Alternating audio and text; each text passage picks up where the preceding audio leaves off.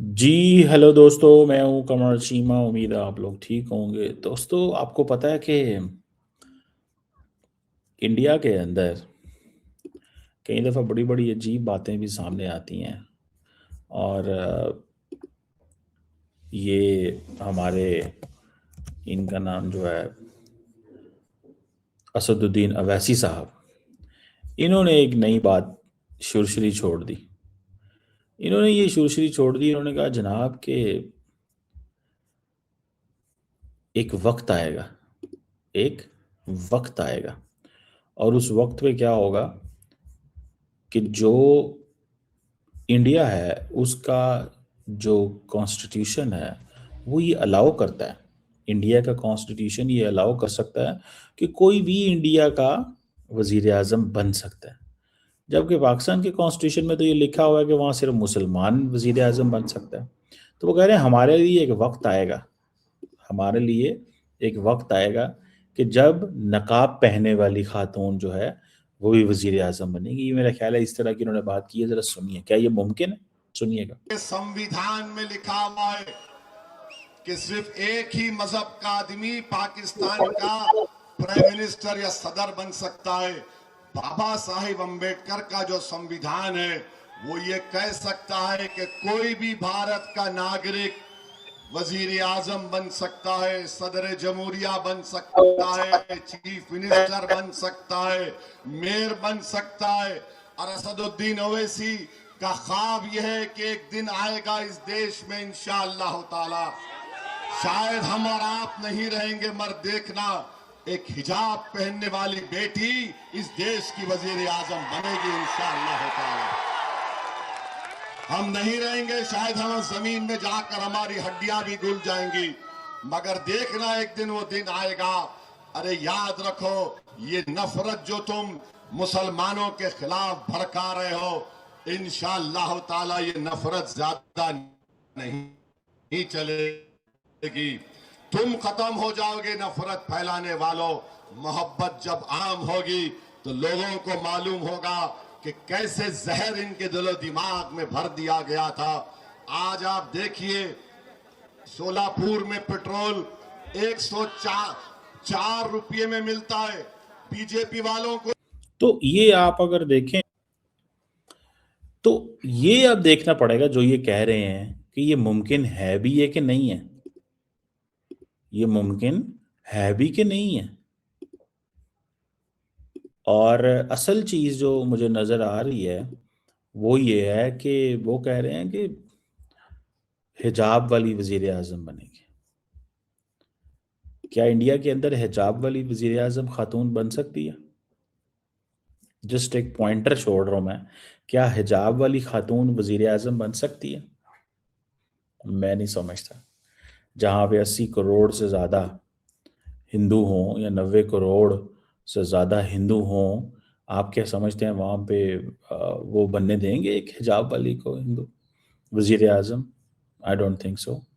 मुझे ये चीज़ जो है वो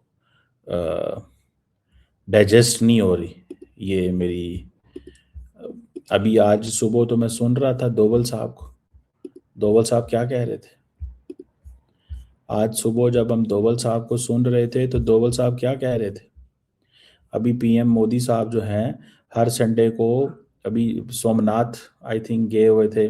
1000 साला जब महमूद गजनवी का अटैक हुआ सोमनाथ टेम्पल पे, तो उसके उस वो कर रहे हैं, ठीक है ना जी, कि जो फर्स्ट अटैक महमूद गजनवी ने किया था सोमनाथ टेम्पल पे 1026 में।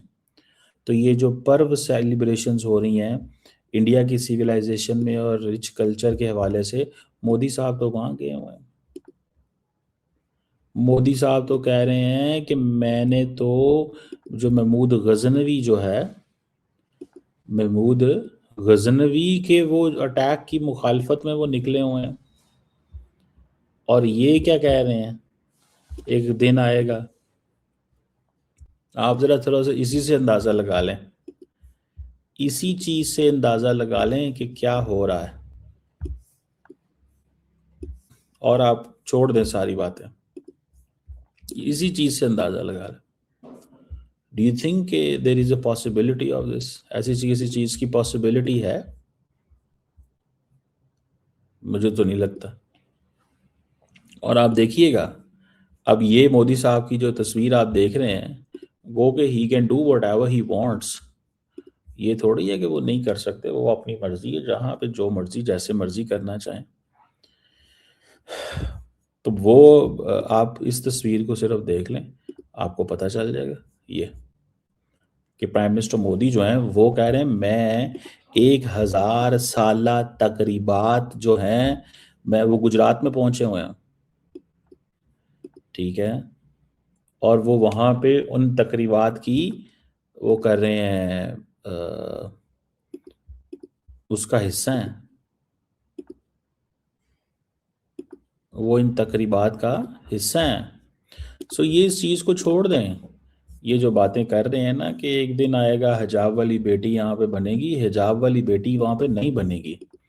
क्योंकि देखें वो कैसे बनने देंगे। मिसाल के तौर पे आज जब मैं आपको बता रहा था सुबह कि दोवल साहब जो हैं, दोवल साहब जो हैं, दोवल साहब क्या कह रहे थे सुबह, फॉर एग्जांपल जब मैंने एक आपके साथ डिस्कशन की, तो उस पे दोवल ने ये कहा, उसने कहा भैया आपको पता है कि हिंदुओं के साथ क्या होता है, ज्यूज के साथ क्या होता है?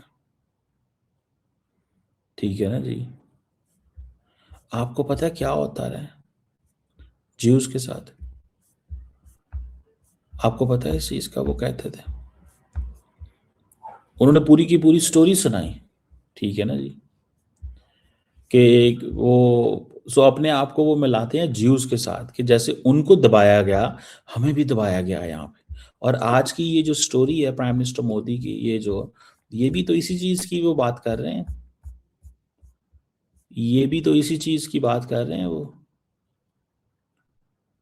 तो आप इसको नेवर अंडर एस्टिमेट ना करें, इसको जो प्राइम मिनिस्टर मोदी की सोच है। ये इंडिया के मुसलमान जो हैं उनको इस चीज़ को समझना चाहिए कि एक जो हिस्ट्री है वो भी हिस्ट्री लिख रहे हैं भाई साहब, वो भी हिस्ट्री लिख रहे हैं, और वो समझते हैं कि हमें ये जो हिस्ट्री है ये आ, लोगों को पढ़ानी है। और आज के दौर की मॉडर्न हिस्ट्री है ये, कि उस वक़्त जो गजनवी ने जो सोमनाथ के उस पे हमला किया था, तो हमारा ये है कि हम भी तो अपना हेरिटेज कल्चर ये चीज़ें जो है वो प्रोटेक्ट कर रहे हैं, ठीक है। तो अगर किसी को नहीं ये समझ आती तो उसको पता चल जाना चाहिए। तो भाईजान जो वैसी हैं, वो भाईजान वैसी भी वही काम कर रहे हैं जो मोदी साहब जिस तरह वो करते हैं। मोदी साहब जिस तरह है ना, वो भी उम्मीद दिलाते हैं कि ये हाँ हाँ, वो भी आइडेंटिटी पे खेल रहे हैं, तो ये भी आइडेंटिटी पे खेल रहे हैं, ये भी आइडेंटिटी पे खेल रहे हैं। मोदी साहब ने आज जो जो अब आप मोदी साहब तो अभी तारीख लिख रहा है ना, मोदी साहब तो अभी तारीख लिख रहा है। ये जो सोमनाथ स्वाभिमान पर्व जो है 1000 साला एक जो हिस्ट्री जो है वो कर रहे हैं, ये जो इवेंट है इसका मतलब क्या है कि इंडिया की सिविलाइजेशन और इसकी कल्चर और इसके जो स्पिरिचुअल, वो कह रहे हैं कि रेजिलियंस को हम स्टैब्लिश कर रहे हैं ओवर सेंचुरीज। अब महमूद गजनवी के रेड बड़े मशहूर हैं कि जी उसने जो 1026 में किए, बड़ी वो एक वेल डॉक्यूमेंटेड किस्म की एपिसोड है इंडियन हिस्ट्री के अंदर, और ये एक पूरे का पूरा एक नेशनलिस्ट नैरेटिव है, याद रखें, एक पूरे का पूरा नेशनलिस्ट नैरेटिव है इसके ऊपर। अगर आप उसको इग्नोर कर दें तो वो अलग बात है, लेकिन वो नेशनलिस्ट नैरेटिव इज देयर। अब फॉर एग्जांपल हिस्टोरिकल रेफरेंस तो है एक, फिर इंडिया उसको फ्रेम करता है सिविलाइजेशनल एस्पेक्ट्स के साथ में, वो इस तरह के वो कहते हैं। और जो कंटेम्प्रेरी इंडियन पॉलिटिकल डिस्कोर्स है उसमें वो इस चीज़ को इनकॉर्पोरेट करते हैं कि इंडिया एक ऐसी सिविलाइजेशन है जिसने हमेशा एक्सटर्नल जो इन्वेजन्स हुई हैं उसका मुकाबला किया। तो वो कहते हैं कि दिस इज आवर लैंड, हम ही इसके ओरिजिनल वारिस हैं। सो हमारी कल्चरल आइडेंटिटी के ऊपर हमले किए मुसलमानों ने। और वो क्या कह रहा है वो क्या कह रहा है, अवैसी क्या कह रहा है कि यहाँ पे वील्ड वुमेन जो है वो वजीर आजम बनेगी। वो क्या कर रहे हैं, वो 1026 पे जो महमूद गजनवी ने सोमनाथ पे जो हमले किए थे वो उसको रिमेम्बरिंग कर रहे हैं, उसको याद कर रहे हैं। आप देख रहे हैं दोनों तरफ जो बात हो रही है। तो ये बेसिकली दोनों साइड पे this is all about the game. जो गेम आपको नजर आ रही है ना, वो होप की गेम है, ठीक है। और होप इस तरह है कि यार जैसे तैसे ये चीज़ जो है वो होनी चाहिए या इसको वो करने की ज़रूरत है। अब मिसाल के तौर पे पॉलिटिकल सिंबलिज्म भी अपनी जगह पे ये है। अगर आप इसमें देखें कि जो पॉलिटिकल लेवल पे अगर देखा जाए, तो जैसे मैंने कहा ना, पॉलिटिकल सिंबलिज्म इसकी है कि सिविलाइजेशनल नेशनलिज्म की वो बात कर रहे हैं, अपनी कल्चर अपनी आइडेंटिटी की बात कर रहे हैं, और फिर ये हिंदू मुस्लिम कॉन्फ्लिक्ट में भी ये चीज़ है। तो नरेंद्र मोदी बोलेंगे कुछ नहीं, लेकिन वो एक रेफरेंस दे देंगे, ठीक है ना जी, कि इंडिया का जो स्ट्रेटेजिक कल्चर है, ठीक है, या जो बीजेपी की आइडियोलॉजी है वो उसको बड़े केयरफुली देखते हैं। इंडिया का जो स्ट्रेटेजिक कल्चर है और उसकी जो बीजेपी की आइडियोलॉजी है वो उसको क्लब करते हैं। अब देखें ना, ये जितनी उन्होंने तकरीबात की हैं, आपको इसी से पता चल जाना चाहिए। ये जो तकरीबात की हैं आपको इसी से ही पता चल जाना चाहिए कि बेसिकली ये कितने बड़े पैमाने पे रिसोर्सेज लगते हैं। ये कोई थोड़े रिसोर्सेज हैं या कोई थोड़ा पैसा है जो लग रहा है। तो ये बेसिकली इट्स ऑल जो आइडेंटिटीज जो है ना, ये आइडेंटिटीज की खेल है। ये आइडेंटिटीज की खेल है, ये कल्चर की खेल है। ये जो खेल है ये ये ऐसा ही है जिसमें आपको हर कीमत के ऊपर इस चीज़ को मेक श्योर करना है कि यार जैसे भी हो जो भी हो, एक एक एक एक फ्रिक्शन आपकी वो रहेगी जो कभी ख़त्म ना होने वाली फ्रिक्शन। तो इसको हिस्टोरिकल सिविलाइजेशनल पॉलिटिकल फ्रेमवर्क से आप बाहर नहीं निकाल सकते। हालांकि नरेंद्र मोदी साहब जो है ना, वो ये सिंपल सी कहेंगे कि वो इसमें बात करेंगे, नरेंद्र मोदी साहब बड़े सिंपल अंदाज से करें, वो जी हमें तो इसमें कोई चीज़ नहीं है जी, हम तो इसको इस एंगल से नहीं देखते जी, हम तो इसको इस फ्रेमवर्क में नहीं जानते जी, हम तो इसको इस वो अंदाज से नहीं देखेंगे।